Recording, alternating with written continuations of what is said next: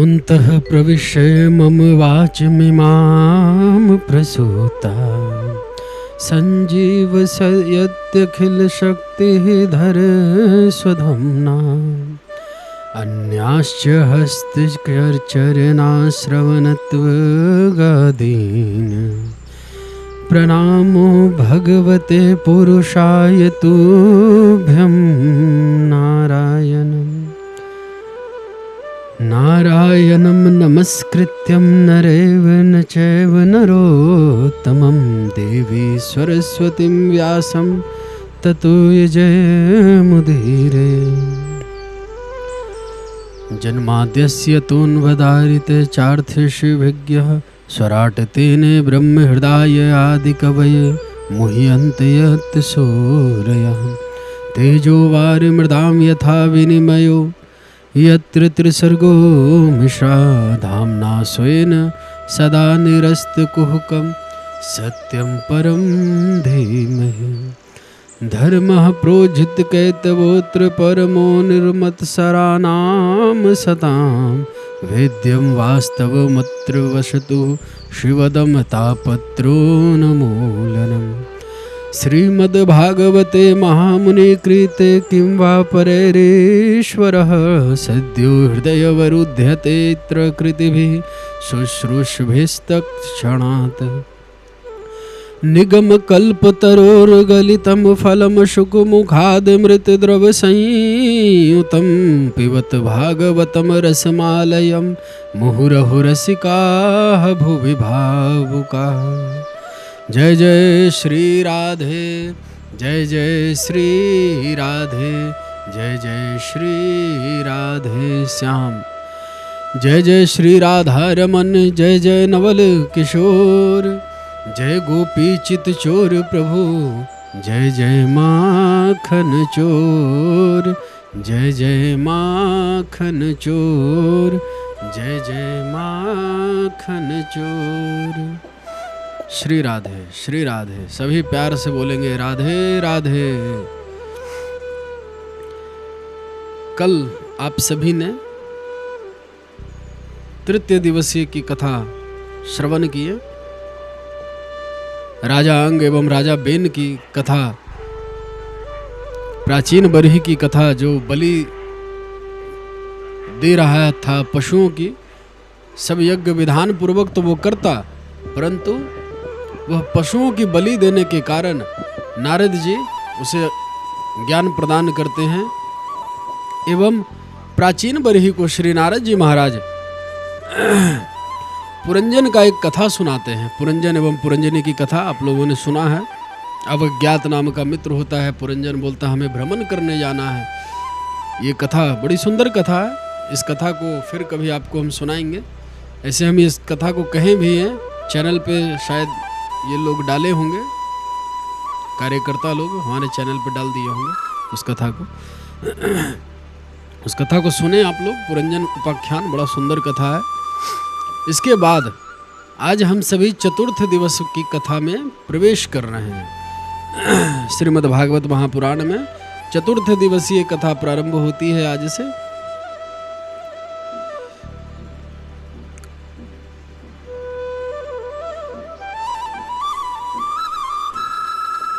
हम सभी प्रभु का आश्रय लेकर इस कथा का शुभारंभ करें।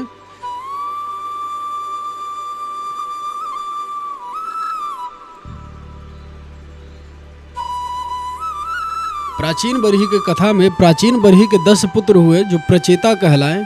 कठोर तपस्या किया। इसके बाद एक दिन भगवान शंकर जी प्रसन्न होकर कि उन्हें रुद्र गीत सुनाया, जिस गीत के स्मरण मात्र से जीव का सहज कल्याण हो जाता है। रुद्र गीत जो भी बाबा के या ऐसे भी किन्हीं के भी भक्त हों, रुद्र गीत, वेणु गीत, युगल गीत, प्रणय गीत, गोपी गीत, भ्रमर गीत, ये सब विशेष है। इन सब का समय समय पे प्रभु की प्रसन्नता के लिए इसका गायन करते रहना चाहिए भक्तों के द्वारा। इससे मंगल होता है। बड़ा सुंदर है रुद्र गीत। अब हम लोग आगे उपाख्यान आगे बढ़ते हैं। आज चतुर्थ दिवस की कथा प्रारंभ करते हैं। इसमें चतुर्थ दिवसीय कथा में श्री ऋषभ देव जी का चरित्र और उनके पुत्र श्री भरत जी का चरित्र एवं जैन मुनियों का चरित्र प्रस्तुत किया गया है। कथा श्रवण करें, बड़े प्रेम से प्यार से कहें श्री राधे। नमृखा भवितु मर्हति ममैव हि मुखं यद्वैज देव कुलं ततः अग्निध्रोयं शकल यावतं ऋष्यात्मतुल्यमनूप लभवानः। ब्राह्मणों ने भगवान से निवेदन किया कि आपके समान ही हमें संसार में एक राजा की आवश्यकता है। भगवान कहते हैं, हे ब्राह्मणों, हम ब्राह्मणों का सदैव आदर करते हैं क्योंकि ब्राह्मण ही हमारा मुख्य है। सारे वेदों के ज्ञाता ब्राह्मण होते हैं, धर्म को ब्राह्मण चलाते हैं। इस प्रकार भगवान कहते हैं, इसलिए हम अवश्य तुम लोगों की मनोकामना मनोवांछा को पूर्ण करेंगे। इन्हीं कारणों से एक राजा थे, अग्निध्र। अग्निध्र नाम के राजा, इनके पुत्र हुए राजा नाभि। अग्निध्र के पुत्र राजा नाभि और इन्हीं नाभि के पुत्र के रूप में भगवान ऋषभ देव के रूप में प्रकट होते हैं।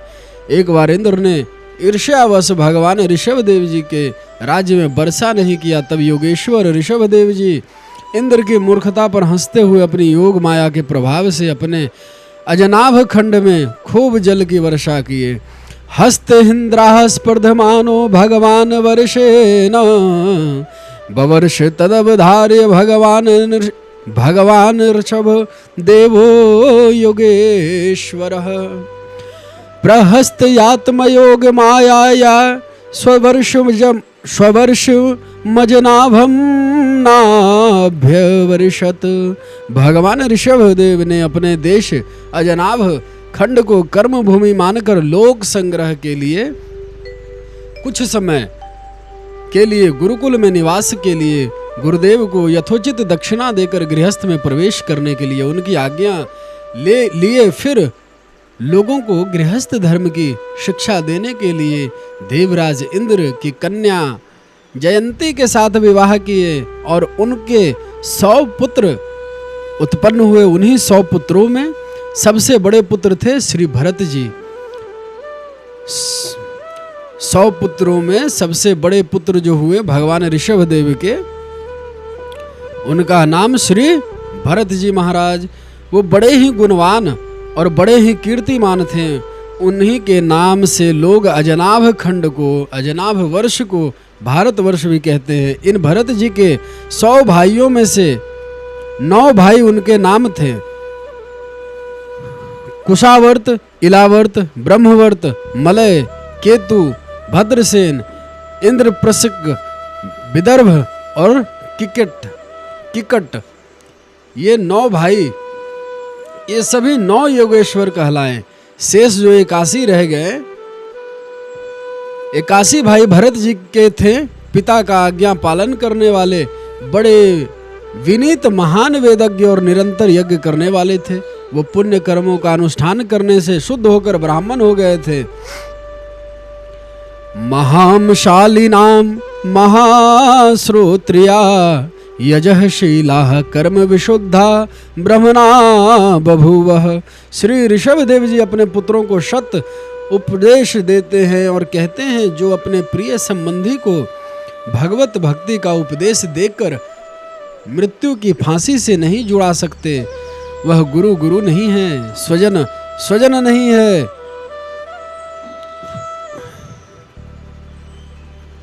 पिता नहीं है, माता नहीं है, इष्ट देव नहीं है और पति नहीं है। इसलिए अपने श्रेष्ठ जनों को और अपने निजी जनों को सदैव सत्य मार्ग की प्रेरणा करते रहना चाहिए। यह धर्म है।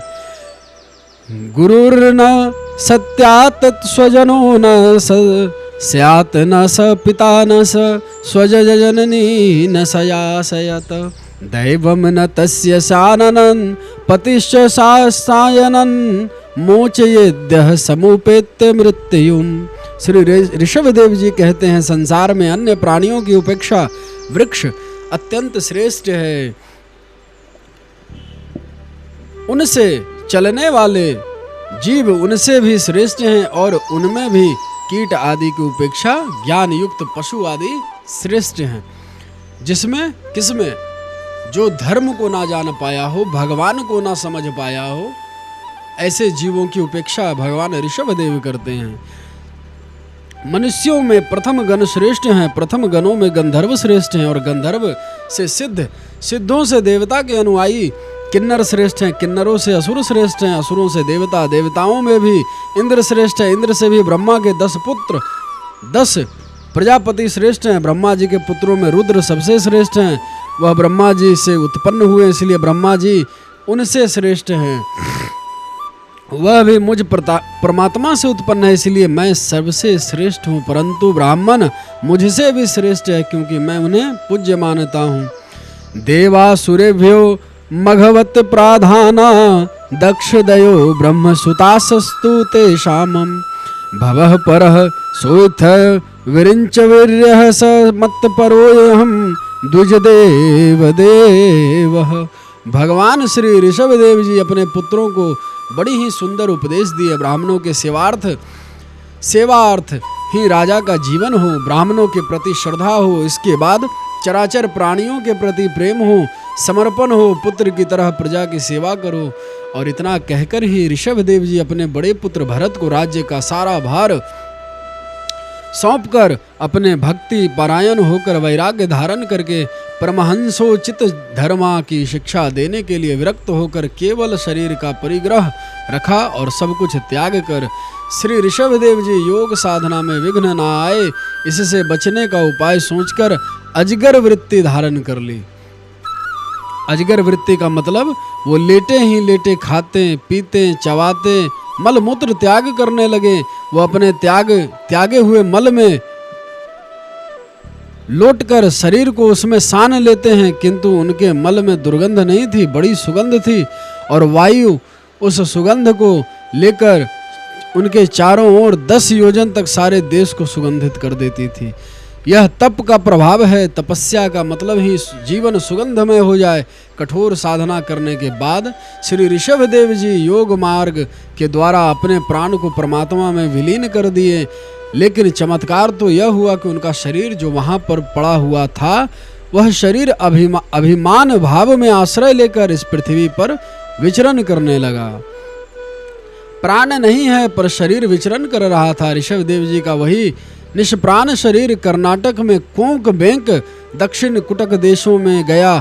मुंह में पत्थर का टुकड़ा डाले था, बाल बिखरे उन्मत्त दिगंबर के रूप में घूम रहा था। अचानक ऐसा दावा नल अग्नि का झोंका आया कि उसकी लपटे में ऋषभदेव जी का वह शरीर भस्म हो गया। ऋषभदेव जी अपनी आत्मा को तो परमात्मा में लीन कर दिए, लेकिन वह जो उनका शरीर था वह पाप का पुतला था। उसे ऋषभदेव जी ने संसार में नष्ट होने के लिए छोड़ गए थे। पर उसी शरीर के प्रभाव के कारण कुछ लोगों ने पूर्व संचित पाप फलस्वरूप होने पर के वशीभूत हो स्वधर्म पथ का परित्याग करके अपनी बुद्धि से अनुचित और पाखंड कुकर्म का प्रचार करने लगे। उसके प्रभाव से कलयुग में अनेकों मनुष्यों अपने शास्त्र विहित शौच पवित्रता को छोड़कर धर्मवाहक प्रवाह से बुद्धिहीन हो गए।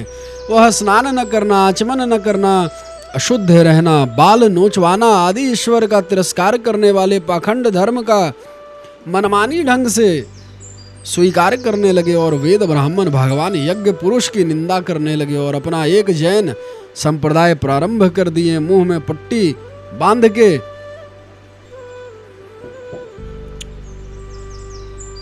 श्री ऋषभदेव जी का मार्ग कोई साधारण मार्ग नहीं है। ऐसे ऋषभदेव भगवान को हम प्रणाम करते हैं जो इस पृथ्वी पर इस भारतवर्ष में धर्म की स्थापना की और इस भारतवर्ष को भरत जैसा पुत्र, भरत जैसा राजा प्रदान किया। ऐसे श्री ऋषभदेव जी भगवान को हम मिलकर प्रणाम करते हैं। उन्हीं भरत जी के नाम से यह देश भारत देश प्रसिद्ध हुआ है। श्री भरत जी का चरित्र तो आइए हम जानते हैं कि भरत जी के चरित्र को। श्री भरत जी बड़े ही भगवान के भक्त थे। भगवान ऋषभदेव ने अपने संकल्प मात्र से उन्हें पृथ्वी की रक्षा करने के लिए नियुक्त कर दिया। उन्होंने उनकी आज्ञा में स्थित रहकर विश्व रूप की कन्या पंचजनी से विवाह किया। उसी पंचजनी के गर्भ से 5 पुत्र उत्पन्न हुए, जिनके नाम इस प्रकार हैं: सुमति, राष्ट्रभृत, सुदर्शन, आवरण और धूमकेतु। यह 5 पुत्र जो बड़े ही धर्मनिष्ठ, बड़े ही कर्मनिष्ठ, कर्मठ और बड़े ही पितृभक्त थे। इस वर्ष को पहले अजनाभ वर्ष कहा जाता था। श्री भरत जी के शासन काल से भारतवर्ष नाम पड़ा। श्री भरत जी 1 करोड़ वर्ष तक राज्य शासन किए। इसके बाद वंश परंपरा के अनुसार अपनी सारी संपत्ति को यथा योग्य पुत्रों में बांटकर फिर भगवान का भजन करने के लिए चल दिए। पुलहाश्रम में गंडकी नदी के किनारे इस मंत्र से सूर्य भगवान का ध्यान करने लगे। भागवत पंचम स्कंद अध्याय 7 श्लोक संख्या 14। यह श्लोक बड़ी ही चमत्कारिक है। इसका निरंतर जाप करने वाला सदैव सुखी रहता है। परोरजः सवितुर्जात वेदो देवस्य भर्गो मनसेदं जजान सुरेत सादः पुनराविशय चष्टे पंचम हंसम गृधानां नृषदृंगम गिरामिमः। एक दिन भरत जी गंडकी नदी में स्नान कर रहे थे। उसी वक्त एक मृगी पानी पीने आ गई। अचानक जंगल में एक शेर से दहाड़ मारा। मृगी घबराकर छलांग मारी पानी में, उस सरोवर में, तालाब में, नदी में मारी। उसी समय उसके गर्भ का शिशु पानी में गिर गया और मृगी प्राणांत हो गई। महाराज, मृगी का शरीर समाप्त हो गया। भरत जी ने उन्हें देखे भरत जी को बड़ी दया है। क्यों? संत है ना, संत हृदय नवनीत समाना। संतों का हृदय बड़ा कोमल होता है, दूसरे के कष्ट को नहीं देख पाते, उनके विपदा को नहीं सहन कर पाते। महाराज, इस प्रकार उस मृगी के बच्चे को देखकर भरत जी महाराज को बड़ी दया आई। राम राम, यह बच्चा तो मर जाएगा। तुरंत उठाकर आश्रम में ले चले गए। आए, उस बेचारे बच्चे की माँ तो मर गई। विचार करने लगे भरत जी, चलो मैं तो इसे ही पाल लेता हूँ। अपनी कुटिया में रहकर भरत जी भजन भी करते और उस बच्चे का लालन पालन भी करते हैं। लेकिन कहते हैं मन का भरोसा कभी नहीं करना चाहिए। मन की गति है अटपटी, झटपट लखे न कोई। और जब मन की खटपट मिटे चटपट दर्शन होए। मन के हारे हार है, मन के जीते जीत। मन ही मिलावत राम से, मन ही करत फजीत। संसार में आकर भगवान से जुड़ जाओ तो कल्याण और साधन बन जाए, और संसार से जुड़े जाओ तो बंधन का कारण बन जाए। चाबी एक ही है, इधर मोड़ो संसार की ओर अथवा भगवान की ओर। दोनों में घुमाओ, दोनों तरफ मुड़ेगी तो, लेकिन एक बंधन का कारण, एक मोक्ष का कारण है। इसी प्रकार भरत जी का मन उस हिरनी के बच्चे में अटक गया। भजन भूलते गए, हिरन के प्यार में फंस गए। एक दिन हिरन का बच्चा कहीं जंगल अपने झुंड में देखकर, हिरन के झुंडों को देखकर वह मृगी का बच्चा सोचा, अरे ये सारे जंतु तो मेरे समान है। उस झुंड में चले गए। भरत जी पागल होकर दीवानों की तरह उसे ढूंढने लगे। विहल होकर मेरा बच्चा रोने बिलखने लगे। बहुत ढूंढे, बच्चा मिला नहीं तो रोते रोते अचानक लड़खड़ाए और गिरे, प्राणांत हो गया। मृत्यु के समय ध्यान हिरण में होने के कारण भरत जी का अगला जन्म हिरण का ही प्राप्त होता है, क्योंकि मृग का ध्यान करके शरीर छूटा था। जिंदगी में कुछ भी करो, मृत्यु के समय जिस चीज का ध्यान करोगे वही शरीर अगला तुम्हारा होगा। गीता में भगवान इसका उपदेश करते हैं, अंत काले च मामे व स्मरण मुक्त्वा कलेवरम अंत गति सुमति अंत मति ही सो गति। जिसकी जैसी अंत में मति होगी वही उसकी गति होगी। इस प्रकार भरत जी का उपाख्यान समाप्त होता है। फिर भरत जी का इसमें अगला जन्म मृग का हुआ। एक और इसमें जन्म बताई गई है जिसमें भरत जी बड़े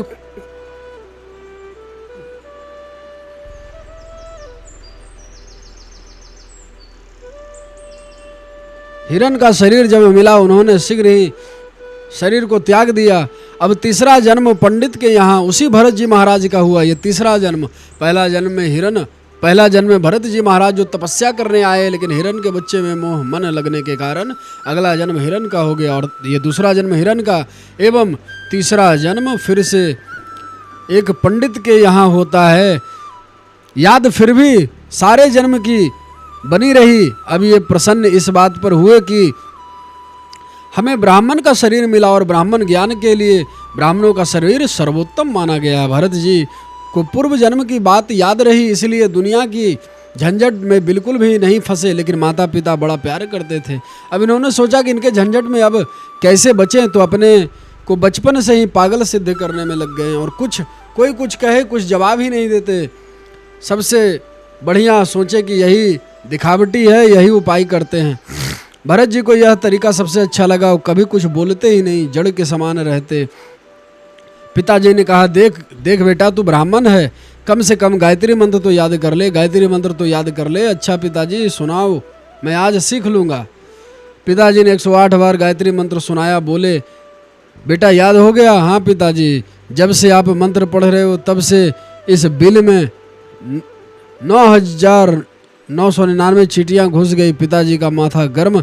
नालायक कहीं का, चींटियाँ गिन रहा था तू कि मंत्र सुन रहा था? अरे राम राम, इसकी मति खराब है, इतना जड़ है इसकी दिमाग में पत्थर भरा है। पिताजी ने नाम रख दिया जड़ भरत। भरत जी बड़े खुश हो गए, पागलपन की मुहर लग गई। तो अब ना ही शादी होने वाली है और ना ही दुनिया में फंसने का झंझट है। कुछ समय बाद पिताजी पधार गए स्वर्ग, माताजी भी पधार गई। घर में भैया भाभी बची। भाभियाँ तो इनसे खूब जलने लगी, खाता रहता है, सांड जैसा मोटा हो गया और काम के नाम पे पागल बना है। भाइयों ने इनकी खटिया खेत में डाल दिया। भाइयों ने कहा, अब यहीं पर तू रह, घर में किसी काम का नहीं है। बेचारे भरत जी खेतों पर रहने लगे। एक दिन डकैतों का सरदार डकैतों से कहा, देखो मैंने एक संकल्प किया है, यदि मेरे बेटा हुआ तो देवी माँ को मनुष्य की बलि चढ़ाऊंगा। माता की कृपा से बेटा हो गया, इसलिए जाओ पकड़ कर ले आओ।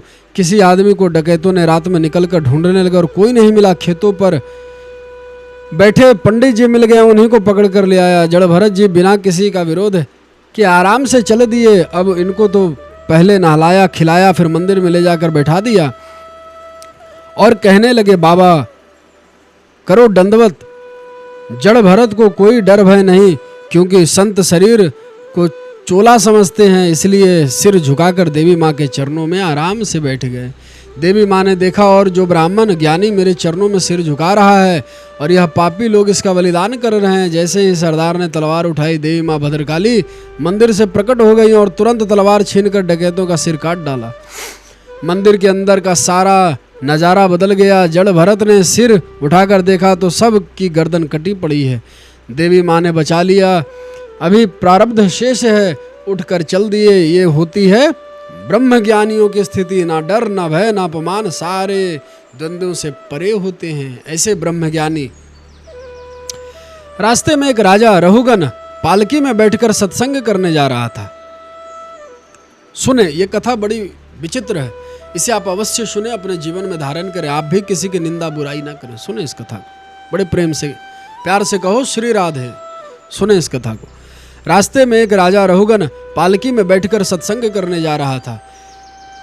एक कहार बीमार हो गया। जो पालकी उठाता है उसमें जो कहार जो कंधे पे रख के चलता है, वो एक बीमार हो गया। अन्य साथियों ने कहा, अब क्या करें? सोई जड़ भरत जी दिख गए। कहारों ने कहा, ए भैया इधर आओ। तो चले आओ। चले आए। कहा, लो इस पालकी में लग जाओ। राजा रघुवर साहब बैठे हैं, बेचारे लग गए हैं। बेचारे लग गए। उन कहारों ने बीमार को हटाकर बाबा को लगा लिया, आराम से चल दिए, परंतु नीचे देखकर चलते हैं। अब चलते चलते उन्होंने देखा एक चींटी पड़ गया रास्ते में। उसे देखते ही एकदम उछल पड़े बचाने के लिए, तो पालकी धड़ाम से गिर गई। तीनों कहार तीन तरफ। अब राजा का माथा गर्म हो गया। मूर्ख, पालकी चलाना नहीं आता, मेरा सिर फोड़ दिया, ऐसा दंड दूंगा कि जिंदगी में नहीं भूलोगे। कहार घबरा गए, सरकार माफ करना, हमारी गलती नहीं, यह मोटा गड़बड़ कर रहा है, मरमर के तो चलता है। और इसे क्या हो जाता है, एकदम उछल पड़ता है। राजा नीचे झांक कर देखा कि कौन है यह मतवाला। नजर जड़ भरत पर पड़ी, मजाक उड़ाने लगा। अच्छा, यह श्रीमान जी हैं, देखो बेचारा कितना दुबला पतला, 1.5 हड्डी का है बेचारा, बड़ा कमज़ोर है, इसलिए चल नहीं पा रहा। इस प्रकार का व्यंग वचन बोलने लगा वह राजा। तब जड़ भरत जी ने मुंह खोला। जीवन मृत्यवम नियमेन राजन अद्यांत विद्यरिकृत सदृष्टम स्वस्वमान्य भावो ध्रुवयित्रयित्रः तदुक्षेयसो विधिकृत योग। जड़ भरत जी ने ऐसे शब्द का प्रयोग किया कि रहुगन के होश उड़ गए।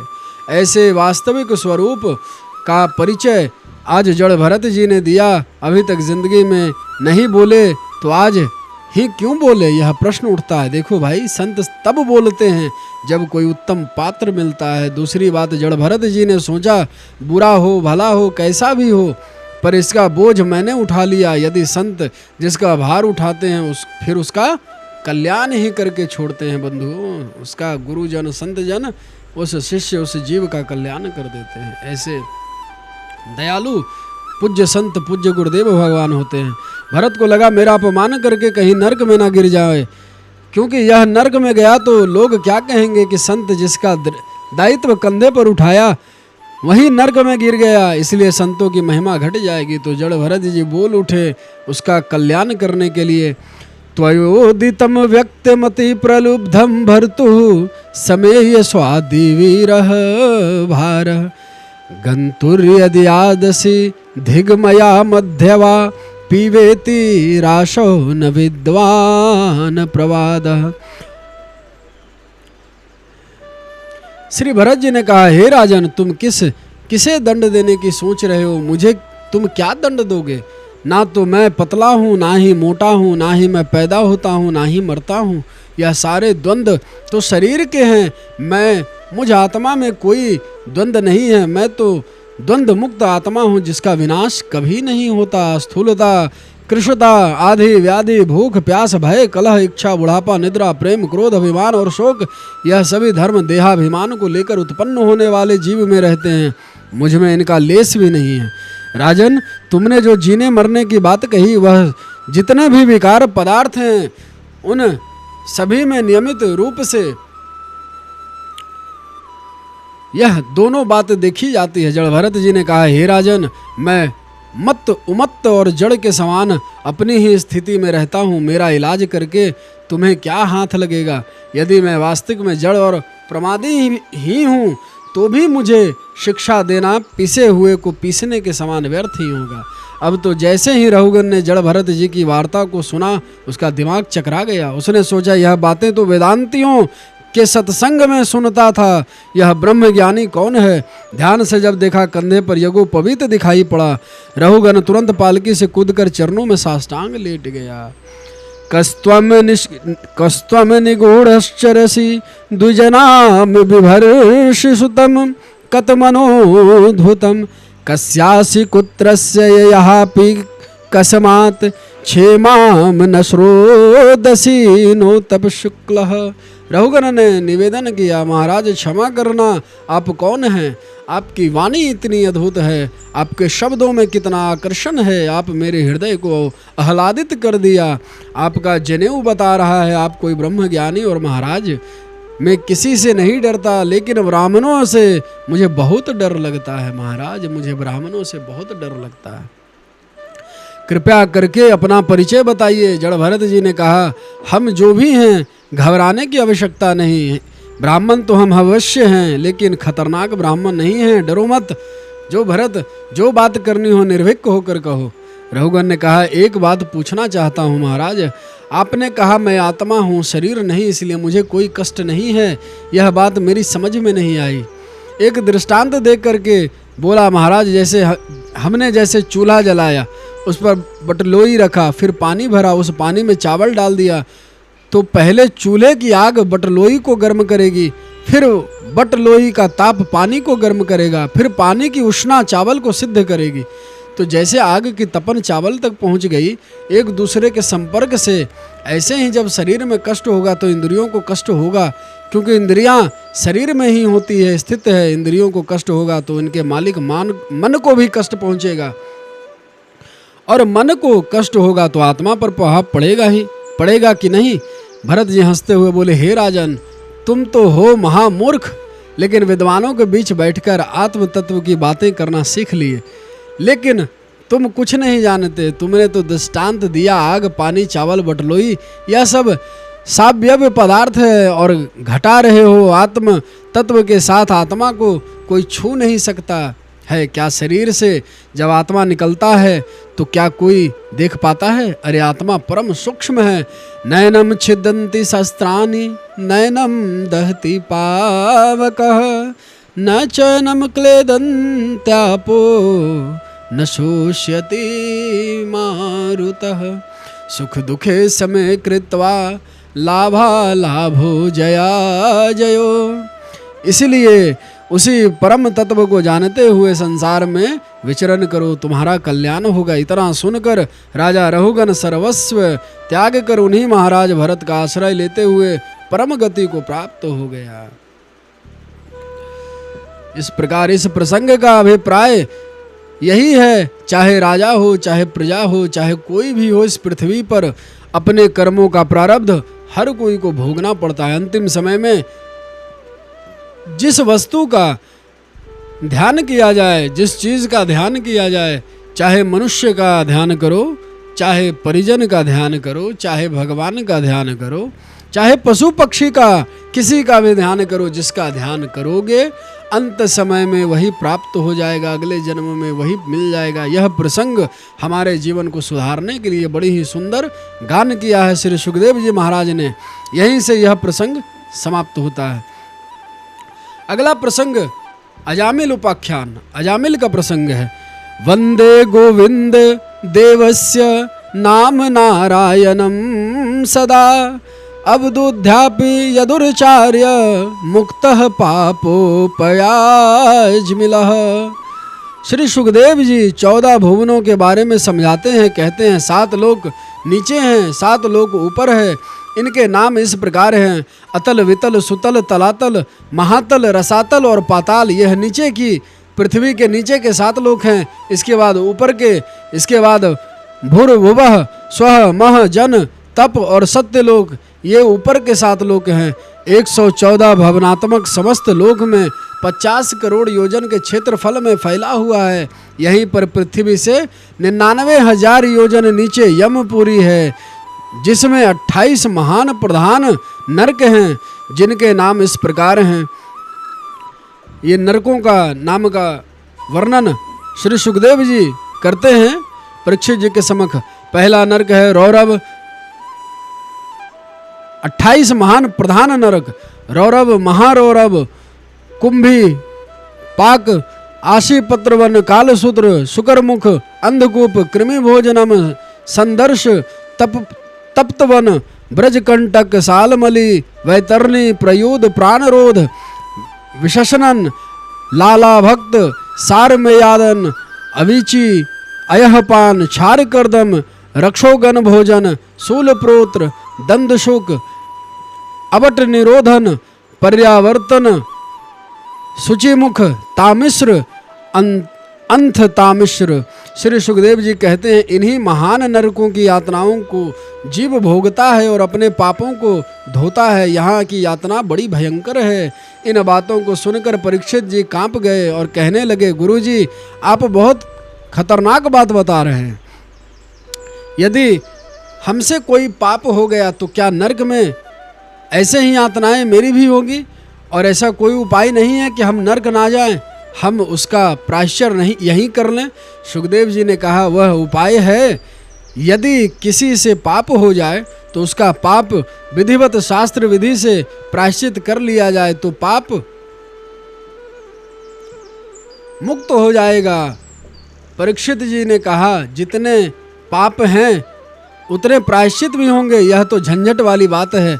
अब एक एक का प्रायश्चित कोई कहाँ तक करेगा? महाराज आप मुझे कोई ऐसा उपाय बता दीजिए जो सारे पापों को एक साथ धो डाले। सुखदेव जी ने कहा सुनो राजन, भगवान यह जो शरीर दिया है यह सुंदर निर्मल चादर है और निर्मल चादर को उसमें कोई दाग लग जाए और तुरंत धो दो तो चमकने लगेगा, लेकिन दाग पर दाग लगते जाएं, सफाई का ध्यान ही नहीं हो तो फिर इतना गंदा हो जाएगा कि सीधे धोबी घाट ही भेजना पड़ेगा। फिर आपके बस की बात नहीं है साफ करना, तो पाप करें और तुरंत साफ करें तो जीवन निर्मल ही बना रहेगा। और पाप पर पाप करते गए, प्रायश्चित नहीं किया तो फिर धोबी घाट बनाकर भगवान ने नरकी की व्यवस्था की है। यमराज मार मार के डंडे सारे पापों का दाग धो डालते हैं, परंतु मैं तुम्हें एक ऐसा साबुन बता देता हूँ जिससे सारे पापों का दाग अनायास धुल जाएंगे। परीक्षित ने कहा, अब तो बहुत महंगा होगा यह साबुन। परीक्षित जी बोलते हैं कि यह साबुन महाराज जो आप बताने जा रहे हैं तो बहुत ही महंगा होगा। सुखदेव जी ने कहा, नहीं नहीं, बिल्कुल महंगा नहीं है भैया, हे राजन, एकदम सस्ता और टिकाऊ साबुन आपको हम बताने जा रहे हैं। केचित् केवल भक्तया वासुदेव परायणः अंधधुन्वन्ति कात्यस्य नैना निर्हारमिव भास्करः। जैसे सूर्य के उदय होने से सारा अंधकार नष्ट हो जाता है, ऐसे ही भगवान नाम से जीव के सारे पाप उसी क्षण भस्म हो जाते हैं। परीक्षित ने कहा, महाराज आपने तो बड़ी गजब की बात सुनाई है, परंतु आज तक ऐसा कभी हुआ है? तो सुखदेव जी ने एक प्रामाणिक प्रसंग सुनाते हैं। कान्य कुबजे दुजह कश्चिदासी पतिर्जामिलः नामना नष्ट सदाचारो दास्या संसर्ग दूषितः। एक पंडित जी थे, बड़े ध्यान से आप सभी ये कथा सुने, अजामिल की कथा है। एक पंडित जी थे, उनका नाम था अजामिल। अजामिल नाम का एक ब्राह्मण थे। एक दिन अजामिल जंगल में लकड़ियां लेने गए। वहां किसी एक वैश्या को देखा, मोहित हो गए। किसी समुद्र किनारे से आ रहे थे, नदी किनारे से, तो दूसरे पराये पुरुष के साथ एक वैश्या को व्यसनों में लिप्त देखकर वह उस सुंदरी, उस वैश्या इतनी सुंदर थी, उस पर मोहित हो गए। यद्यपि अजामिल अपने आप को रोकने का बहुत प्रयत्न किए, परंतु वह अपने आप को रोक नहीं पाए। बचपन से ही बहुत वेद पाठी ब्राह्मण थे अजामिल। काम ने अजामिल के मन को ग्रसित कर दिया, सदाचार और शास्त्र की चेतना नष्ट हो गई। अब अजामिल उस वैश्या का चिंतन करने लगा और धर्म से विमुख हो गया। परीक्षित कहते हैं, राम राम महाराज जी, एक बात बताइए, हमारी समझ में नहीं आती कि एक विद्वान, उस पर ब्राह्मण, एक वैश्या के चक्कर में कैसे पड़ गया। महाराज यह कोई मनगढ़ंत तो बात नहीं। सुखदेव जी हंसते हुए कहते हैं, राजन, बलवान इंद्रिय ग्रामो न विद्वान समपि कर्षति। भगवान की माया राजन बड़ी बलवान है, यह बड़े बड़े विद्वानों का भी मन विचलित कर देती है। मैं तुम्हें एक दृष्टांत सुनाता हूँ, बताता हूँ, सुनो। एक कोई बूढ़ा अपने आश्रम पर बैठा था। अचानक उसने देखा एक व्यक्ति दूल्हा बना घोड़ी पर बैठा जा रहा है। बढ़िया बैंड बाजे बज रहे थे। जब बूढ़े बाबा ने देखा और सोचा, अरे राम राम, धिक्कार है इस तेजस्वी जीवन पर, अरे मेरा भी विवाह होता, आनंद में रहता, मेरे भी बच्चे होते, पापा पापा कहते। उस बूढ़े के मन में आया कि मेरे को भी दूल्हा बनाना चाहिए। वह बूढ़े बाबा ने यही सोचकर गांव की बस्ती तरफ चल दिया। चलते चलते जब थक गया, रास्ते में एक कुएं पर जल पीकर उसी कुएं की मेड़ पर विश्राम करने लगा। अब उस बूढ़े को नींद आ गई। थोड़ी देर में उसको स्वप्न भी आने लगा और स्वप्न में दूल्हा भी बन गया, पत्नी आ गई और एक बच्चा भी हो गया। अब तो चारपाई पर लेटा हुआ था। उसकी पत्नी बड़े प्यार से कहा, सुनो जी, तुम्हारा सारा, सुनो जी, थोड़ा सा करवट हो जाओ, बच्चा को भी लिटा लो। उसने जैसे ही करवट बदली, कुएं में गिरा धड़ाम से। आवाज़ सुनकर गांव के लोग इकट्ठे हो गए। उस बाबा को कुएं से बाहर निकाले। वह बाबा जंगल की ओर भागने लगा। लोगों ने पूछा, बाबा क्या हुआ, कैसे गिरे कुएं में? उस बाबा ने अपनी सारी कहानी सुना दी और कहा, भैया, जब बारात को देखने मात्र से मेरी यह दुर्दशा हुई और कहीं असल में स्त्री आ जाती तब तो शायद ही और ही दुर्गति हो जाती। इसलिए आज यह सिद्ध हुआ कि संसार में ही एक सपना है, संसार ही सपना है, केवल भगवान ही अपना है। जब उस बाबा को बोध हुआ तुरंत उन्हें ज्ञान आया। बुद्धिमान मनुष्य को एक क्षण के लिए भी कुसंग का संग नहीं करना चाहिए। जरा सोचो, अजामिल ने एक बार ही वैश्या को देखा और उस वैश्या पर उस अजामिल का मन भ्रष्ट हो गया, मोहित हो गया। जो प्रतिदिन सिनेमा हॉल में वैश्याओं को देखते हैं, आज की नाचने वाली वो वैश्याएं ही हैं, जो बॉलीवुड में काम करती है वो वैश्या हैं मेरे नज़र में।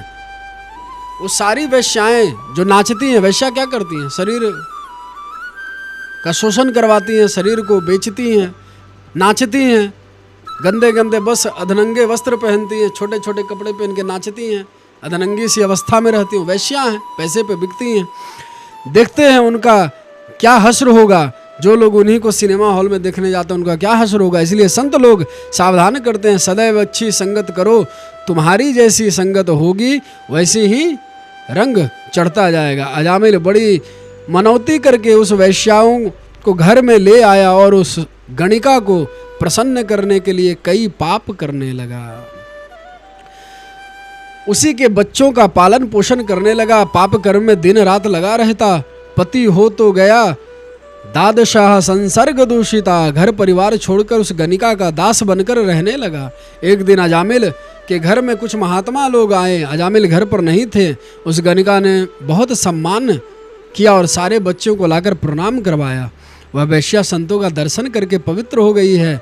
कुछ ही देर बाद अजामिल आया, उसने भी संतों को प्रणाम किया और संतों के पास ही बैठ गया। संतों ने कहा, भैया अजामिल, हमने आपका अन्न ग्रहण किया, इसलिए हम तुमसे चाहते हैं तुम्हारी पत्नी के गर्भ में जो बालक है उसका नाम तुम नारायण रखना, और इसके साथ ही तुम पति पत्नी मिलकर मेरे सामने ही भगवान का कुछ भजन सुनाओ, अथवा मैं सुनाता हूँ, तुम प्रेम से सुनो।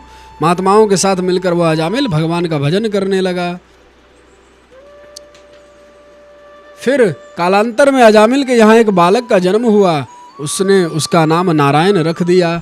और जब अजामिल के मृत्यु का समय आया और काले काले यमदूत उसे दिखाई पड़ने लगे, डर के मारे अपने बेटे को बुलाया और बुलाने लगा, बेटा नारायण, बेटा नारायण। जो शब्द निकला, दूरे क्रीडन कामसक्तम पुत्रम नारायणाह्र्यम पलावितेन स्वरेनोच्चरौ जुहावा कुलेन्द्रियः। जैसे ही नारायण नारायण शब्द का उच्चारण हुआ, तुरंत 4 पार्षद भगवान के प्रकट हो गए। यमदूतों को तुरंत सामने से भगा दिया और उनके बंधन को से अजामिल को मुक्त करा दिया। अब यमदूत विष्णु दूतों से लड़ बैठे, क्यों भाई तुम 4 चमकीले चमकीले कहाँ से आए हुए? पार्षदों ने कहा, हम नारायण के दूत हैं और तुम लोग कौन हो, तुम्हारा परिचय क्या है? यमदूतों ने कहा, हमें नहीं जानते हो, हम यमदूत हैं, पापियों को पकड़ने का काम करते हैं। भगवान के पार्षदों ने कहा, इसने नारायण को पुकारा है, इसलिए इसे लेकर जाने का अधिकार केवल हमारा है। हम लेने आए हैं, हम लेकर के जाएंगे। यमदूतों ने कहा, अरे भैया जी, आपको धोखा हो रहा है, यह अपने बेटे नारायण को पुकारा है, इसके बेटे का नाम है नारायण, छोटे बेटे का, उसे इसने पुकारा है, आपको तो पुकारा नहीं है। भगवान के पार्षद ने कहा, इसने अपने बेटे का नाम नारायण कब रखा है? 2-4 साल पहले, और हमारे प्रभु का नारायण नाम अनादि काल से है, तो बोलो यह नाम किसका मानोगे, बेटे का या हमारे मालिक का? इसलिए मूल रूप से हमारे प्रभु का नाम इसने उच्चारण किया है। और एक बात कान खोलकर सुन लो यमदूतों, इतने वह शक्तिशाली नाम का उपयोग किया है जिसके उच्चारण मात्र से इसके सारे पाप नष्ट हो गए। जैसे बिजली का करंट, तार उसमें करंट है, उसमें जानकारी हो या ना हो, छूओगे तो करंट लगेगा ही। जहर में शक्ति है, जानकर चाहोगे तो भी नष्ट करेगा ही। उसी प्रकार भगवान के नामों में भगवान स्वयं विराजते हैं सर्व शक्तियों से। चाहे ज्ञान मिलो अज्ञान मिलो तो भी मुक्ति अवश्य मिलेगी। भगवान के नाम की जो शक्ति तारक है उसके ज्ञान की तुम्हें योग्यता हो चाहे ना हो, नाम तुम्हें तार ही देगा। यह नाम की शक्ति का अद्भुत चमत्कार है। भाय कुभाय अनख आलस हूँ, नाम जपत मंगल दिशि दस हूँ। कहो कहाँ लगी नाम बड़ाई, राम न सकहीं नाम गुन गाई। सांकेत्यम परिहास्यम वास्तुभम हेलन वेवा, वैकुंठा नाम ग्रहण शेषाघरहरम विधु। भगवान के नाम की महिमा अपार है, चाहे कोई ज्ञान के लिए चाहे अज्ञान के लिए मिले। यहाँ तक साकेत से हंसी मजाक में निंदा करने में, संकेत से हंसी मजाक में निंदा करने में भी किसी भी तरह से भगवान का नाम उच्चारण कर लिया तो उसके सारे पाप नष्ट हो जाते हैं। भगवान के पार्षदों ने यमदूतों को खूब समझाया, लेकिन फिर भी यमदूत नहीं माने तो पार्षदों ने खूब धुनाई की इनकी, तो यमदूत भागते नजर आया। अजामिल यह सारी बातें सुन रहा था, उसे अपार ज्ञान प्राप्त हुआ और वह वैराग्य हो गया। अंत में भगवान नाम को जपते हुए वहां से हरिद्वार गया। यहां पर विष्णु दूतों ने अजामिल को लेकर नहीं गए, वहां से वो हरिद्वार गया, वहां मन से भगवान की भक्ति की। फिर यमदूत विमान के साथ प्रकट हुए। उसके बाद यमदूतों ने उसे स्वागत पूर्वक भगवान के वैकुंठ लोक लेकर गया। जिह्वा न वक्ति भगवन् ध्रुवनाधयम्, चेतस्य न स्मरति तच्चरणारविन्दम्। कृष्णाय नो नमति यक्षरे कदापि, तानान्य ध्ववमस्तोय कृत विष्णु कृतयान। यमराज कहते हैं, नरक में उसे लाना जिसे मैं बताता हूँ, ध्यान से सुनो, जिसकी जिह्वा से कभी भगवान का नाम ना लिया गया हो। दूसरे जिनके सिर भगवान के चरणों में ना झुके हो, उन्हें पकड़ के ले आना।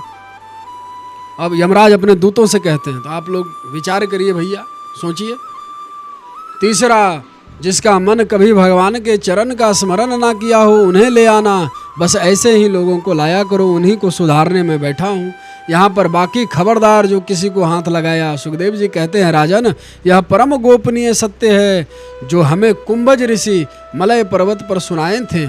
सुखदेव जी कहते हैं, हे परीक्षित, अजामिल जैसे पापी ने मृत्यु के समय पुत्र के बहाने भगवान के नाम का उच्चारण किया, उसके बाद मन के द्वारा भक्ति करने से उसे वैकुंठ की प्राप्ति हो गई। फिर जो लोग श्रद्धा के साथ भगवान नाम का उच्चारण करते हैं, उनकी तो बात ही क्या करें। प्रिय मानो हरेर नाम गृणन पुत्रोपचारितम, अजामिलोप्यगाधाम किंबा पुनः शरधया गृहन। समः प्रिय सुहृदय वह मन, भूतानाम भगवान स्वयं। इंद्र स्वार्थ कथम दैत्यम, वधयो विषमो यथा। श्री परीक्षित जी महाराज एक अद्भुत प्रश्न करते हैं सुखदेव जी से कि एक बात बताइए, भगवान पक्षपाती क्यों हैं? आप तो हमें हमेशा समदर्शी कहते हो, लेकिन हमें तो भगवान सरेआम पक्षपात करते नजर आते हैं। देखिए, दैत्यों को चुन चुन करके मारते हैं और देवताओं का खुलकर समर्थन करते हैं। यह क्या पक्षपात नहीं है? तब समदर्शी क्यों कहे जाते हैं? यदि समदर्शी हैं तो पक्षपात क्यों? सुखदेव जी कहते हैं, भगवान से मिलने के महत्वपूर्ण 5 साधन। पहला प्रेम, दूसरा भय, तीसरा बैर, चौथा पारिवारिक संबंध, 5वां भक्ति भाव। मनुष्य बैर भाव से भगवान में जितना तन्मय होता है, उतना भक्ति योग से नहीं होता। जैसे गोपियों ने भगवान से तीव्र प्रेम करके उन्हें प्राप्त कर लिया। कंस ने भय से, शिशुपाल, दलवक्त्र आदि राजाओं ने द्वेष से, यदुवंशियों ने परिवार के संबंध से, पांडवों ने स्नेह से, और बाकी हम लोग भक्ति से अपने मन को भगवान में लगाए हैं। यथा वैरानु बंधे न मर्तयस्य मया तामियात, न तथा भक्ति योगे न इति में निश्वर्ता मति। कंस रावण ने कंस रावण ये जो राक्षस हैं अविनाशी परब्रह्म भगवान को यह पानी पीकर गाली देते हैं, परंतु इसके फलस्वरूप ना तो इनकी जीभ में कोई कोढ़, ना कोई इन्हें घोर अंधकार में नरक की प्राप्ति हुई, बल्कि इनके लिए भगवान अवतार लेकर इनका उद्धार किया। यह भगवान की दयालुता है। भगवान को जिस भाव से मानो, बस मानो किसी भी भाव से। तुम कहते हो भगवान पक्षपाती है, लेकिन मैं कहता हूँ भगवान पक्षपाती नहीं है, इनका तो स्वभाव है। तुम मुझे जिस संबंध में स्वीकार करोगे उसी संबंध से मैं तुम्हें स्वीकार कर लूँगा और तुम्हारा कल्याण कर दूंगा। अब तुम ही बताओ परीक्षित, बताओ जो आरोप लगा रहे हो भगवान पे दैत्यों को मारते हैं, तो प्रहलाद जी कौन हैं? वो भी तो दैत्य के परिवार के हैं, हिरण्यकश्यपु के बेटे हैं। पर हिरण्यकश्यपु बैरी भगवान का हुआ तो उसका सीना चीर दिया, और प्रहलाद जी भगवान के दीवाने हुए, प्रेमी हुए तो सीने से लगा लिए। तुम कैसे कह सकते हो कि भगवान पक्षपाती हैं?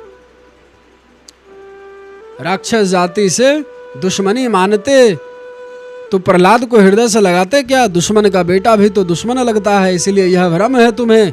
हम यह प्रसंग विस्तार से सुनाते हैं, ध्यान से सुनो। जब भगवान वाराह रूप धर के हिरण्याक्ष को मार दिया, तब हिरण्यकश्यपु भगवान का बैरी बन गया और अमर होने की इच्छा से मंदरांचल पर्वत पर ब्रह्मा जी को प्रसन्न करने के लिए जैसे ही तप में बैठा, देवताओं में खलबली मची। सारे देवता बृहस्पति के पास आए, महाराज आप ही हमारी सहायता करो, यदि हिरण्यकश्यपु की तपस्या पूरी हो गई, समझो हमारी खटिया खड़ी। तब बृहस्पति एक तोते का रूप धारण कर, जहां वह राक्षस तप करके बैठा था, एक वृक्ष की डाल पर बैठकर नारायण नारायण का जप करने लगे। हिरण्यकश्यपु सोचने लगा, मैं जिसका वध करने का तप कर रहा हूँ उसी का यह पक्षी नाम ले रहा है, लगता है आज दिन ठीक नहीं। यह सोचकर वह वापस घर लौट आया। उसकी पत्नी कयाधु ने पूछा, क्यों जी, बहुत जल्दी वरदान मिल गया है? हिरण्यकश्यपु ने कहा, क्या बताऊं, एक तोता ने सारा चौपट कर दिया।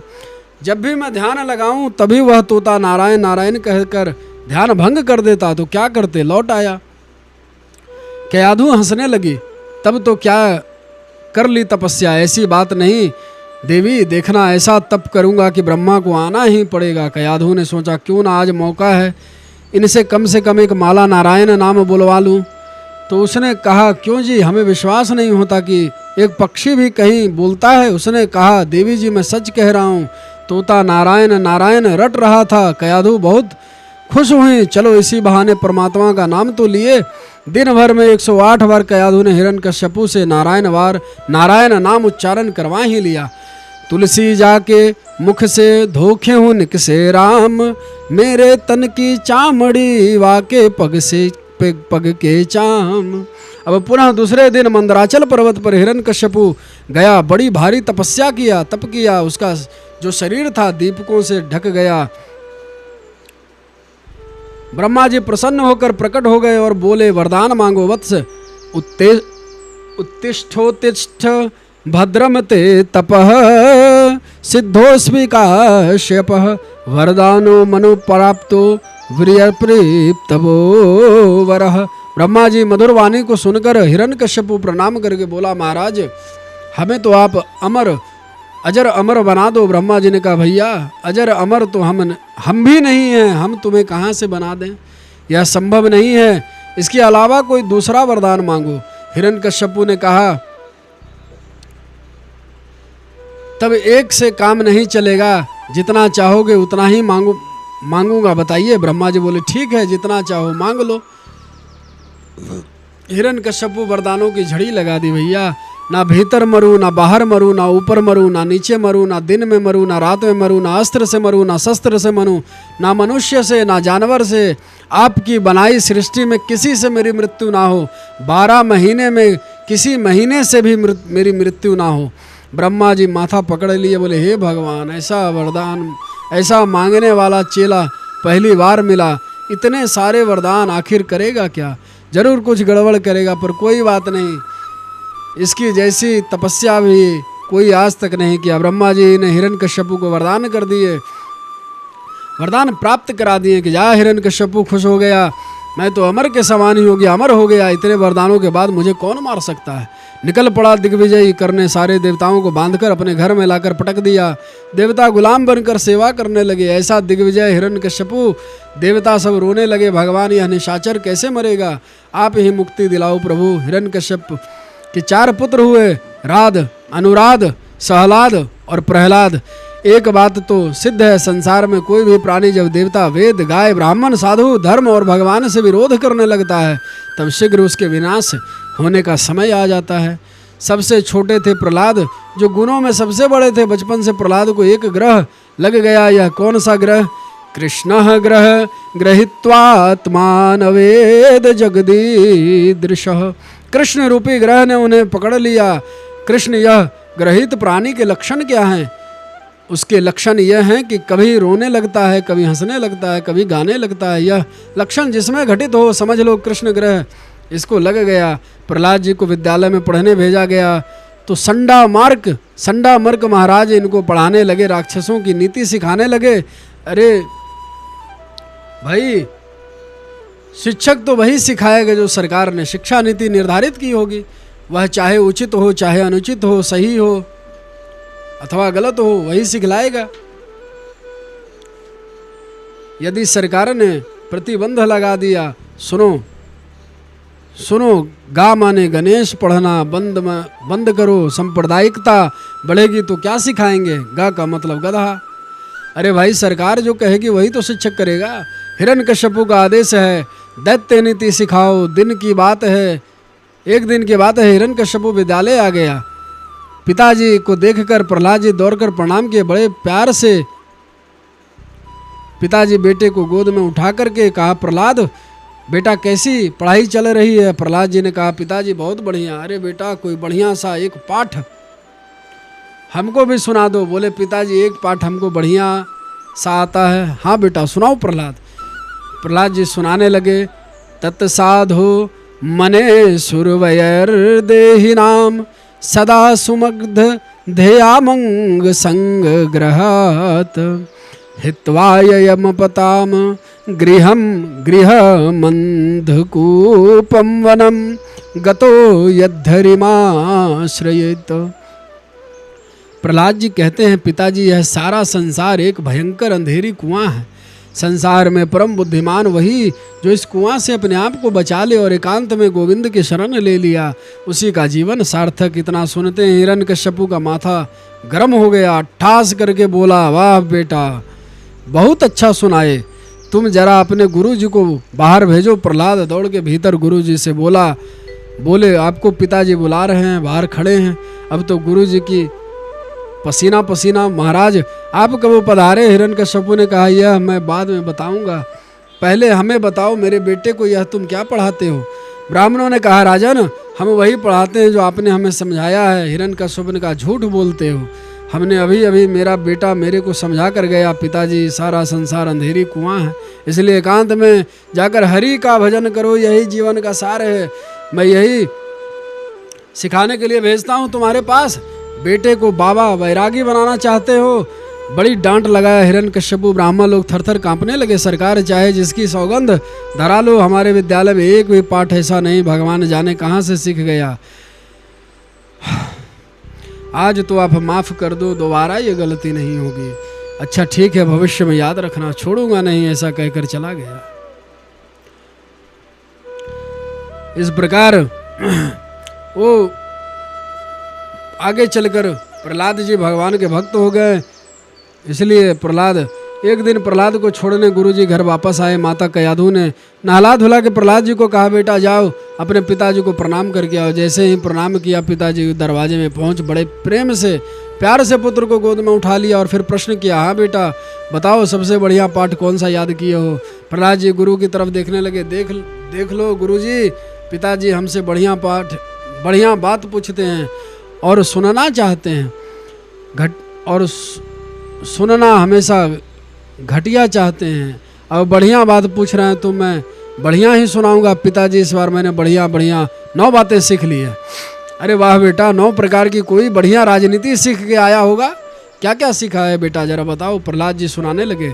नवदा भक्ति, श्रवणम कीर्तनम विष्णु स्मरण पाद सेवनम अर्चनम वंदनम दास्यम साख्यात्म निवेदनम। जैसे ही नवदा भक्ति का व्याख्यान प्रहलाद जी ने प्रारंभ किया, भगवान की कथा सुनो, भगवान का कीर्तन करो, भगवान की लीलाओं का स्मरण करो, जहाँ भक्ति का उपदेश देने लगे तो क्रोध के मारे प्रहलाद को उठाकर पटक दिया और निकाल के तलवार गुरु जी की गर्दन पर रख दिया। अरे दुष्ट ब्राह्मणों, आज तुम लोग जीवित हमारे हाथ से नहीं बचोगे। मेरे बेटे ने पहले एक ही बात बताया था और आज 9 बात सीख रहा है। इसका मतलब ऐसी विद्या दिनों दिन तुम ही लोग बढ़ाई है। अब तो गुरुजी थर-थर कांपने लगे। महाराज, हम आपकी सौगंध खाते हैं, ना तो हमने आपके बेटे को पढ़ाया, ना किसी ने पढ़ाया। गारंटी से कहते हैं आपका बेटा पढ़ाया है। प्रहलाद जी ने हिरण्यकश्यपु से कहता है, बेटा सच बता, तुझे यह अटपटांग बातें कौन सिखलाता? झूठ मत बोलना। प्रहलाद हंसने लगे। पिताजी, आप इतना नाराज क्यों होते हैं? मैं जो बता रहा हूँ जीवन का सत्य है, क्योंकि मेरे गुरुजी इस बात की निष्ठा तो रखते हैं, पर आपके डर के मारे कुछ बोल नहीं सकते।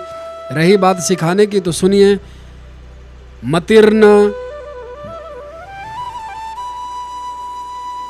मतिर्न कृष्णे परतः स्वतो वा मिथोभिषेध गृहव्रतानाम अंधात गोभिर्शिविताम तमिंत्रम पुनः पुनश्च विवरिचिर्वनाम। संसार के लोग जो पिसे हुए को पीस रहे हैं, चबाए हुए को चबा रहे हैं, उनकी इंद्रियां वश में न होने के कारण वो भोगे हुए विषयों को ही फिर भोगने के लिए संसार रूप घोर नरक की ओर जा रहे हैं।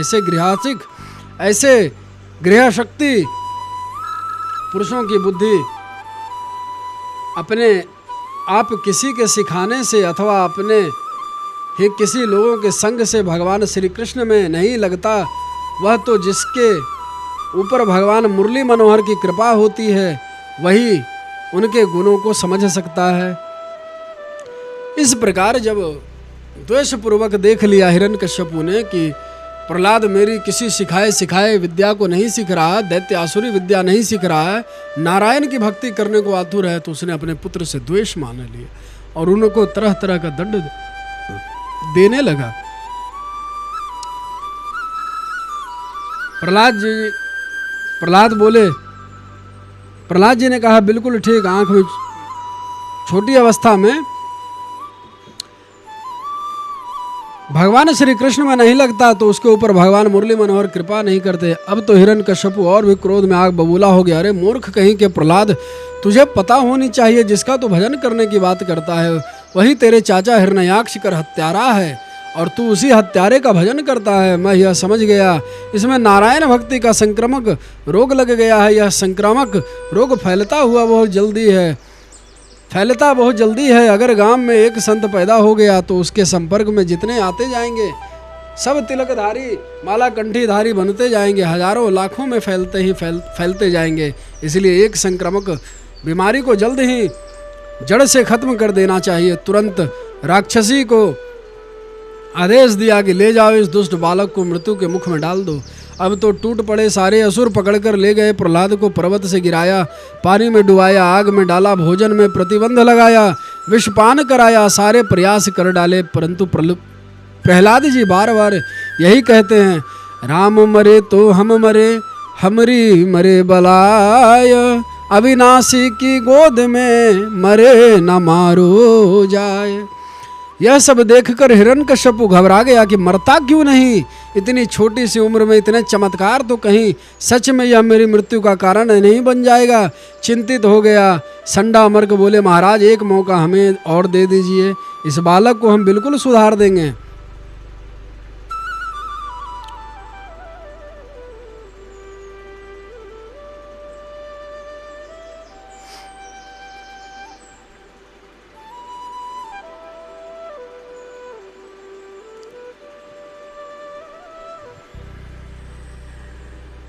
उसने कहा हाँ ले जाओ। इस दुष्ट को ब्राह्मण लोग फिर से पकड़ कर ले गए विद्यालय में और जाकर प्यार से समझाया। नहीं समझे, बांध कर पटक दिया। एक दिन गुरुजी निकल गए बाजार, विद्यार्थी निकल गए खोजने खेलने, मौका मिल गया प्रहलाद को, सारे विद्यार्थियों को बुलाए, आओ आओ भाइयों एक नया खेल सिखाएं। कौन सा खेल? प्रहलाद बोले चलो आंख में चौली खेलेंगे। विद्यार्थी बोले यह तो बहुत पुराना खेल है। प्रहलाद जी ने कहा बिल्कुल ठीक कहा, आंख में चौली का खेल दो सखाओं के बीच खेला जाता है, और दो सखा जीवात्मा और परमात्मा। परमात्मा ने कहा जीवात्मा से, कहा चलो आंख में चौली खेलें। जीवात्मा बोला कैसे खेलें?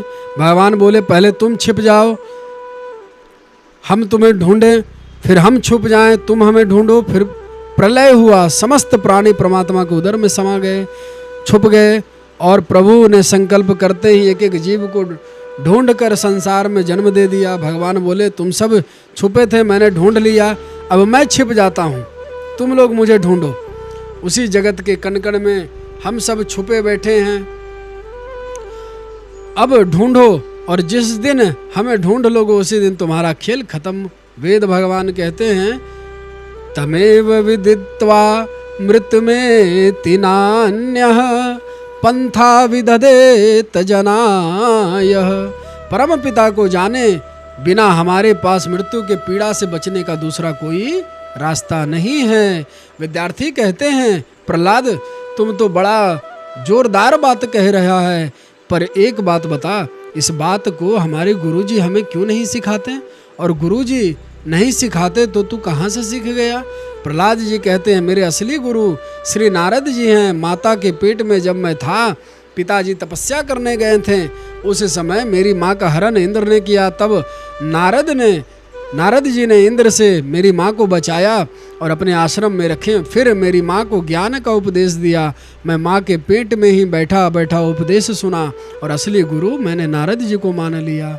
विद्यार्थी बोले तू तो कमाल का निकला भैया प्रहलाद, तूने माँ के पेट में ही सब कुछ पढ़ लिया। गुरुजी ठीक कहते थे पढ़ा पढ़ाया पैदा हुआ है।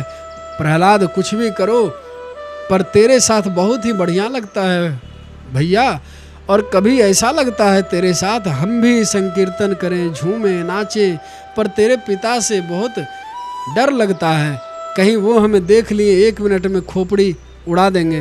तेरी बात और है भैया, तू चमत्कारी है, पर मैं तेरे साथ यदि मिल गया तो जीवित ही नहीं बचूंगा। प्रहलाद जी कहते हैं अरे भाई मैं कोई जादू टोना नहीं जानता, मेरी भी रक्षा स्वयं भगवान करते हैं, परमात्मा करते हैं। तुम लोग भी उसी परमात्मा को पुकारोगे तो प्रभु तुम्हारी भी रक्षा करेंगे।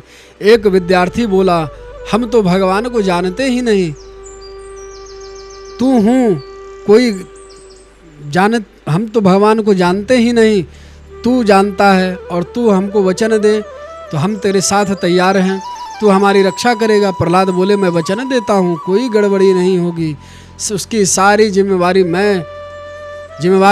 से मैं लूँगा, तुम लोग बिल्कुल मत डरो, प्रेम से मेरे प्रभु को पुकारो। सारे विद्यार्थी तैयार हो गए। फिर क्या गुरुजी हैं नहीं, चलो नाचते हैं झूमते हैं। कीर्तन प्रारंभ हो गया। असुर बालकों के साथ प्रहलाद मिलकर कीर्तन करने लगे, प्रभु का भजन गाने लगे। जय जय माधव मदन मुरारी, राधे श्याम श्याम, जय केशव कमिल कलिमल हारी, राधे श्याम सुंदर कुंडल नयन विशाला, गल सोहे वैजंती माला, या छवि की बलिहारी, राधे श्याम। इस प्रकार असुर बालकों ने प्रभु का सुंदर भजन का गायन किया। असुर बालकों के साथ प्रहलाद जी का कीर्तन चल ही रहा था कि गुरु जी आ गए और विद्यालय का वातावरण जैसे ही देखा पसीना छूट गया। हे भगवान, दौड़े दौड़े गए हिरण्यकश्यपु के पास। महाराज गजब हो गया, आपका जो पुत्र है क्या हो गया? बोले बीमारी फैल गई, जो रोग प्रहलाद को लगा था वही रोग सारे विद्यार्थियों को लग गया। सारे विद्यार्थी को रोग लगा कैसे?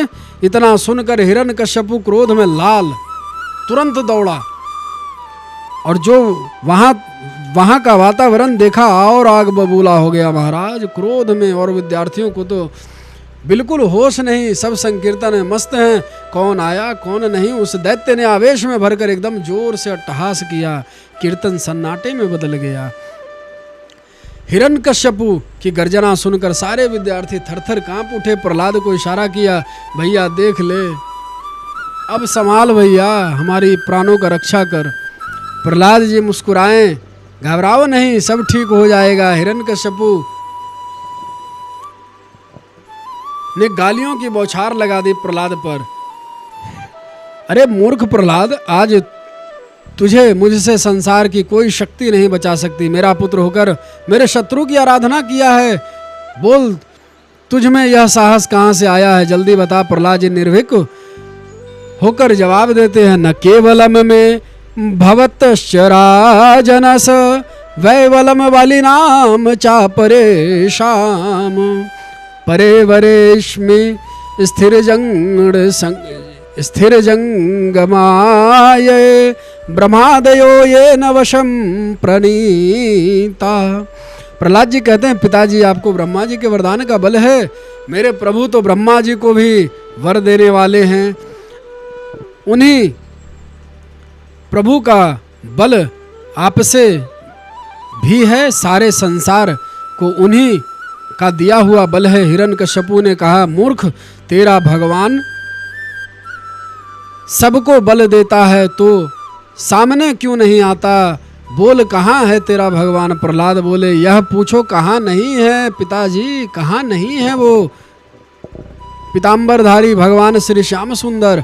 भगवान बोले, अच्छा, नारायण तुम्हारा नारायण, तेरा नारायण सर्वत्र है। भगवान सर्वत्र है। प्रहलाद जी बोले, हाँ पिताश्री सर्वत्र है। भगवान तो अच्छा मूर्ख, अब बता क्या वो इस खंबे में भी है? यसत्वया मंदभाग्यो भक्तो मंदयो जगदीश्वरः क्वसौ यादि सर्वत्र कस्मात् स्तंभे न दृश्यते। प्रहलाद जी कहते हैं, हाँ हाँ पिताजी, इस खंबे में भी मेरा परमात्मा विद्यमान है। भगवान कहाँ है? जहाँ भक्तों की हाँ है। जैसे हाँ किया, हिरण्यकश्यपु का क्रोध और बढ़ गया और बढ़ा।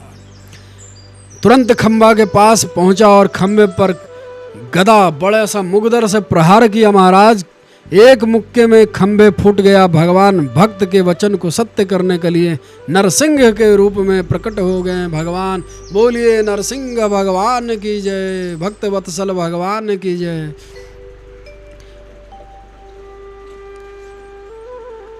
सत्यम विधातुम निजभृत्य भाषितम व्यक्तिम चभूत वक्षिलम से चात्मनः अदृश्यतात्य अद्वितीय रूप मुहर स्तंभे सभायाम न मृगम न मानुषः। हिरण्यकश्यपु ने जब भगवान नरसिंह को देखा तो घबरा गया। सोचने लगा, सचमुच इसका भगवान बहुत खतरनाक है।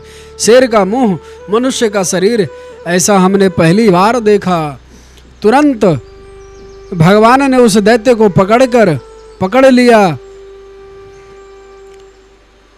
पकड़ के जकड़ के गोद में ऐसा जकड़ लिया कि झटपटाते रह गया, अपने को छुड़ा नहीं पाया। फिर भी हिम्मत बांधकर बोला, अरे मैं गिर पड़ा तो क्या हुआ, मरने वाला नहीं, वरदान मेरी रक्षा करेगा। भगवान कहते हैं, बता तू क्या वरदान लिया है रे? हिरण्यकश्यपु कहता, मैंने वरदान लिया है, ना भीतर मरूं ना बाहर मरूं। भगवान बोले, इसलिए मैं बीच देहरी पे तुझे लाके बैठाया हूं। देख, ना भीतर है ना बाहर है। मैंने वरदान लिया है, ना दिन में मरूं ना रात में मरूं, इसलिए हम तुझे गोधूली बेला में, संध्या बेला में मार रहे हैं। ना दिन है ना रात है। अरे मैं वरदान लिया, ना मनुष्य से मरूं ना जानवर से मरूं। नरसिंह भगवान कहते हैं, मेरी ओर जरा निहार, ठीक से देख, क्या मैं नर हूं, क्या मैं पशु हूं? मैं दोनों का मिक्सचर हूं। ना मनुष्य से मरूं ना जाने। भगवान बोले, मैं कौन हूं? नर भी नहीं हूं, शेर भी नहीं हूं, मुझे ना मनुष्य कह सकता ना जानवर। अच्छा, तो मरोगे काहे से? मैं तो ना अस्त्र से मरूंगा ना शस्त्र से। भगवान बोले, ये लंबे लंबे मेरे नाखून देख, इसी से तेरा सीना को द्रवित कर दूंगा, फाड़ दूंगा। अस्त्र से ना शस्त्र से, पर्याप्त है मेरे नाखून, इसी से तेरा ऑपरेशन करूंगा। तब डर गया। अरे मैंने वरदान मांगा है, ब्रह्मा के सृष्टि में किसी से नहीं मरूंगा। भगवान बोले, सुन, ब्रह्मा को मैं बनाता हूँ, ब्रह्मा मुझे नहीं बनाया करते। अरे मैं 12 महीने में किसी महीने में नहीं मरूंगा। भगवान बोले, इसीलिए मैंने तेरे लिए 13वां महीना अधिक मास को स्पेशल बना रखा है।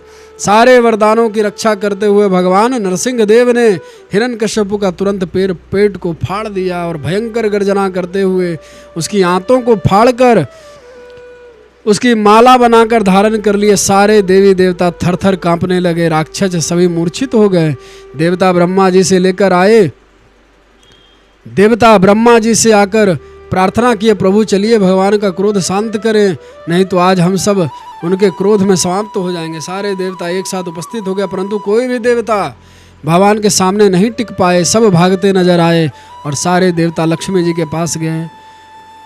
माता जल्दी चलिए, आपके स्वामी आज बहुत क्रोध में हैं, लाल पीले हो गए हैं क्रोध से, आप ही चलकर समझाइए। लक्ष्मी जी हंसने लगी, मेरे स्वामी तो शांताकारम हैं, उनको क्रोध कहाँ से आएगा। देवता बोले, माता जी आप आज आपके स्वामी कहाँ से भी शांताकारम नजर नहीं आ रहे हैं, आप चल के दर्शन तो करो। लक्ष्मी जी तुरंत 16 श्रृंगार करके आरती सजाकर छम छम करते प्रीतम को मनाने आई थी, पर जैसे ही लक्ष्मी जी ने आरती घुमाई, नरसिंह भगवान ने ऐसी गर्जना की कि लक्ष्मी जी वहीं थाली फेंक कर भागते नजर आई, दोबारा वहाँ पर नजर ही नहीं आई। बड़बड़ाने लगी, अरे राम राम, आज किसके सामने लाकर खड़ा कर दिया, मैंने अपने स्वामी जी की ऐसी सूरत जिंदगी में कभी नहीं देखी। सारे देवता प्रहलाद को उठा लिए और अपनी गोद में बैठा करके सारे देवता बोले, बेटा प्रहलाद तुम ही प्रभु को संभाल कर, हमारे बस की बात नहीं है। प्रहलाद नरसिंह भगवान के चरणों में गिर पड़े।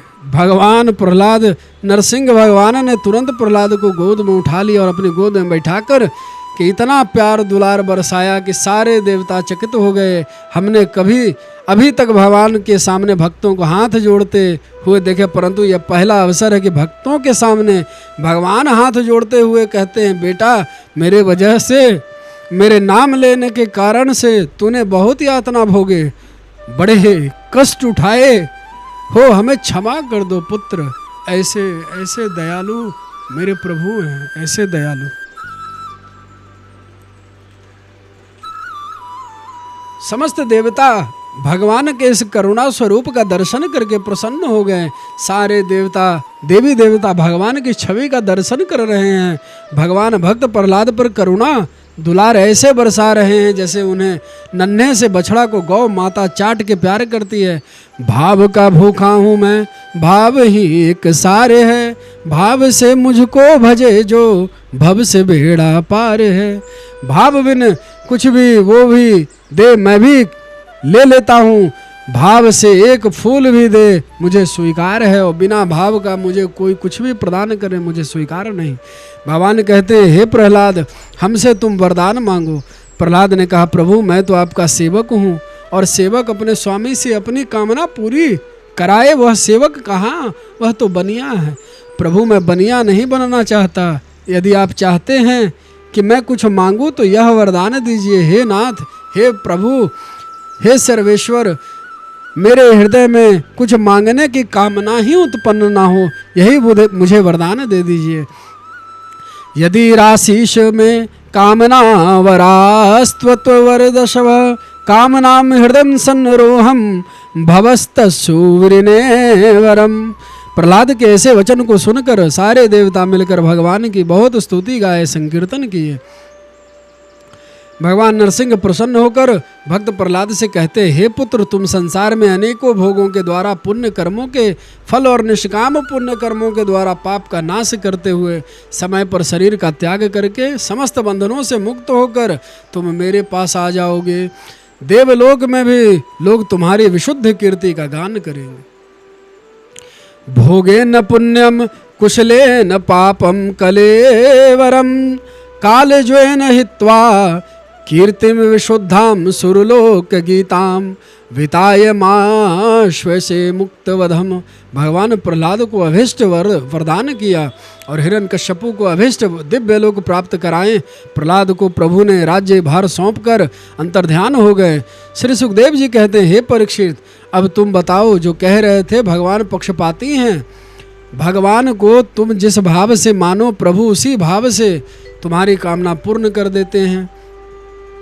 इस प्रकार प्रहलाद चरित्र श्री सुखदेव जी ने गान किया। राजा परीक्षित बड़े गदगद हो गए।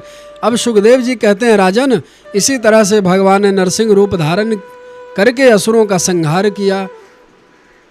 एवं अब आती है गज एवं ग्राह की बड़ी सुंदर कथा।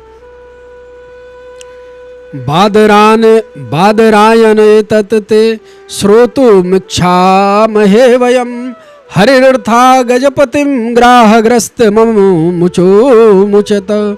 श्री परीक्षित जी प्रश्न करते हैं सुखदेव जी से, हे मुनिवर, हम आपसे यह सुनना चाहते हैं कि भगवान गजेंद्र को ग्राह के फंदे से कैसे छुड़ाया, यह कथा हमें विस्तार से सुनाइए।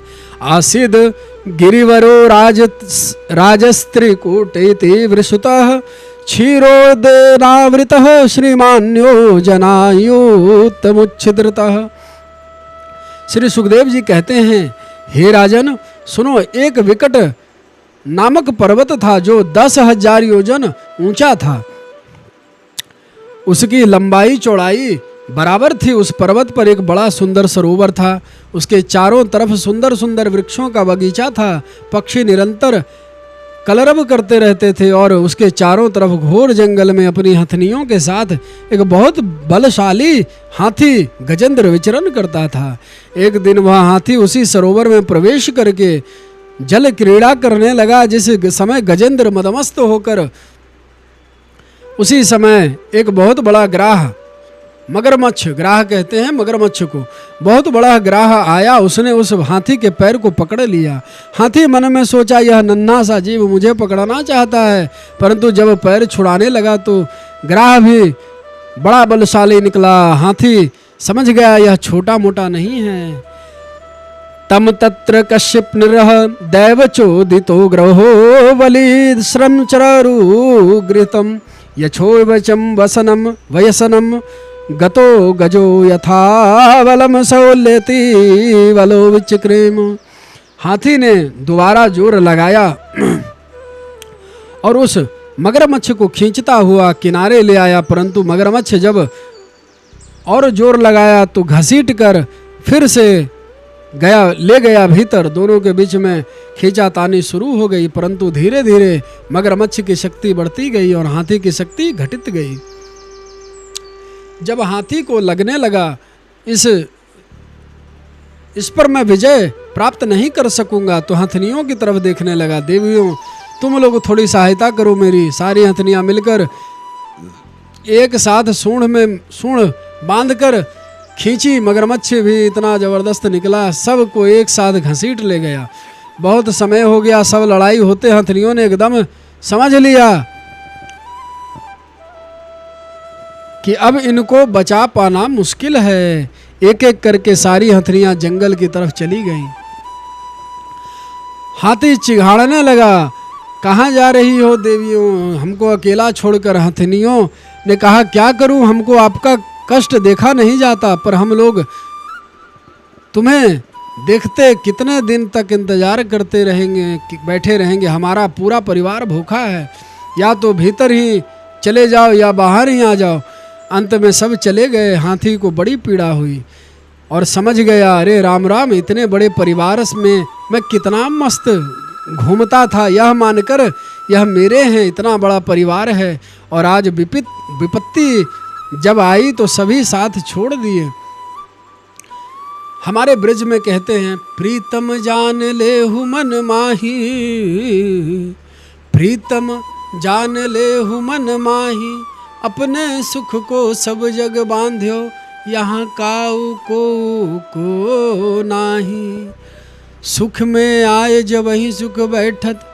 जब आपके पास सुख हो जाए, पद प्रतिष्ठा, आपकी अप्रोच बड़ी बड़ी लोगों में आपका पहुंच हो जाए, खूब पैसे धन धान्य हो जाए, तब आपके चाहने वाले आपके चारों तरफ मंडराते रहते हैं। सुख में आए सब ही मिली बैठत, रहत चहूँ और घेरे, विपत पड़े सब ही संग छोड़त, को नावे नेरे। इस प्रकार जब हाथी का शरीर बहुत विशाल होता है, सब छोड़कर जब उस हाथी को चले गए, यही संसार का भी स्वरूप है बंधुओं। हम लोग समाज में भी हाथी की तरह मस्त भ्रमण करते हैं, मस्त घूमते रहते हैं। देहा के अभिमान में हाथी का शरीर बहुत विशाल होता है ना, और शरीर के साथ नाक उसकी और भी बहुत लंबी होती है। ऐसे ही हम सब लोग भी बहुत लंबी प्रतिष्ठा की नाक लिए, देहाभिमान लिए समाज में हाथी की तरह मस्त घूमते रहते हैं। हमारी नाक कट जाए, नाक की प्रतिष्ठा का स्वरूप माना जाता है, परंतु हमारा यह अभिमान रूपी बल कब टूटता है? जब ग्राह पैर पकड़ता है। जब मृत्यु रूपी ग्राह है बुढ़ापे में सबसे पहले पैर ही पकड़ता है, घुटनों का दर्द चालू हो जाता है। बुढ़ापे में बीमारी की समस्याएं पैर से ही प्रारंभ होती है, तभी सावधान हो जाओ। मगर ने पैर पकड़ लिया है और उस समय जोश में रहते हैं तो होश नहीं रहता। अब आपके बस की बात नहीं कि आप अपने घुटने की बदलवा लें। ऊंचा पद प्रतिष्ठा हो तो बदलवा भी सकते हैं, और कब तक लड़ेंगे इस ग्राह से? भाई परिवार के लोग भी सहायता तो बहुत किए, उन्होंने निकालने की कोशिश की, खूब करी, पर ग्राह ने नहीं छोड़ा। ऐसे ही जब बीमार आप होते हैं, परिवार के लोग खूब सेवा पानी करते हैं, अच्छे अच्छे डॉक्टर को बुलाकर बढ़िया से बढ़िया दवा दिलाते हैं, परंतु जब डॉक्टर साहब कह दें बुढ़ापा आ गया, बेचारे की खटिया डाल दी एकांत में, वहीं पड़े पड़े मरो। फिर कोई घर में बैठना पसंद नहीं करता हमारे पास, और ना बात करना पसंद करता है। बड़ी ताम पुक्षति कापी गे है, कोई बात भी हम लोगों से बुढ़ापे में अपने परिजन ही करना पसंद नहीं करता है। लोग कहते हैं चिड़चिड़ाहे हो गए हैं। इस प्रकार अपने ही संतान अपमान करने लगती है उस बूढ़े माता पिता का। अंत में ऐसा भी आ जाता है कि जब साल 2 साल खाट में लेटे लेटे ही परिवार के लोग कहने लगते, हे भगवान इनकी जल्दी सुन लो, अब कब तक सेवा करें, या ठीक हो जाएं या भगवान के प्यारे ही हो जाएं। मृत्यु रूपी मगर में अकेले ही लड़ना है, साथ कोई नहीं देने वाला। और जब जीव को अंत काल में सबसे बड़ी पीड़ा इसी बात की होती है, जिनको मैं अपना माना वो अंत काल में कोई काम नहीं आया।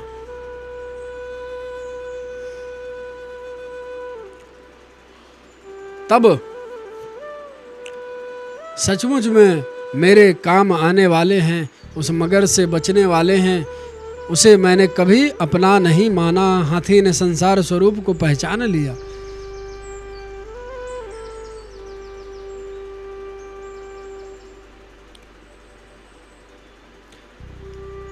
ओम नमो भगवते।